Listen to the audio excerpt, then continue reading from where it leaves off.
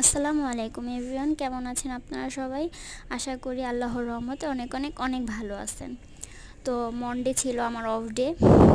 আমার এটা হচ্ছে দুপুরের লাঞ্চ। রান্না করছিলাম আমি ফ্রাইড রাইস, চিকেন ভেজিটেবল কারি আর হচ্ছে চিকেন ফ্রাই। এই যে এখানে আমি সবজি নিয়েছিলাম ফুলকপি, পেঁপে, গাজর, বাঁধাকপি আর হচ্ছে পেঁয়াজ পাতা, যেটা খুবই একটা আশ্চর্যজনক সবজি। এই পেঁয়াজ পাতা কাটলেও যে চোখে এত পানি আসে সেটা আমি জানতাম না। আমার চোখের অবস্থা পুরা খারাপ, কারণ আমি হয়েছে আগে পরে কখনো এই পেঁয়াজ পাতাটা ইউজ করিনি। এখানে সব কিছু একটু একটু করে রেডি করতেছিলাম। চিকেন ফ্রাই করে নিলাম। ভেজিটেবলটা আগে সেদ্ধ করে নিছি। অনেকে হচ্ছে সেদ্ধ না করেও রান্না করে, বাট আমি একটু ভাপা দিয়ে নিয়ে আমার ভাল লাগে।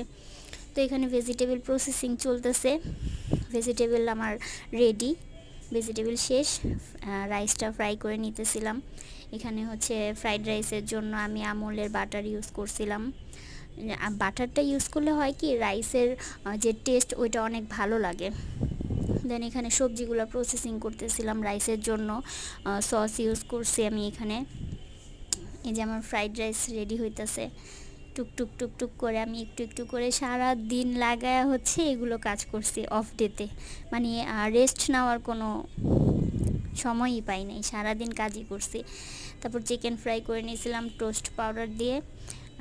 এই যে আমি চিকেনগুলো ফ্রাই করতেছিলাম আর মেরে বলতেছিলাম একটু আমার ফোনটা ধরো। ও তো ধরবে না, রাগ করতেছে, না আমি পারবো না।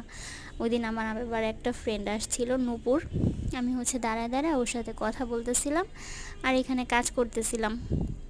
ও বলতেছে খবরদার আমাকে কিন্তু তুমি ক্যামেরায় নিও না। আমি বললাম তুমি টেনশন নিও না, তুমি আসবা না। দেন ও আমার ভিডিও করে দিতেছিল। আমি এখান থেকে চিকেনগুলো ফ্রাই করতেছিলাম আস্তে আস্তে। এই যে একটু একটু করে হচ্ছে। দেন চিকেনগুলো যখন ব্রাউন কালার হয়ে যাবে আমার চিকেন প্রসেসিং রেডি হয়ে যাবে।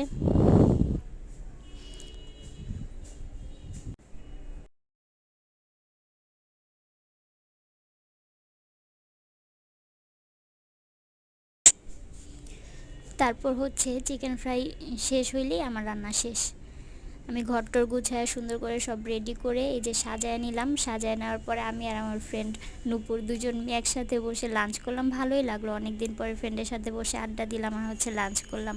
অনেক দিন পরে ওর সাথে আমার দেখা, অনেক মনের কথা বলতেছিলাম দুইজন মিলে একসাথে।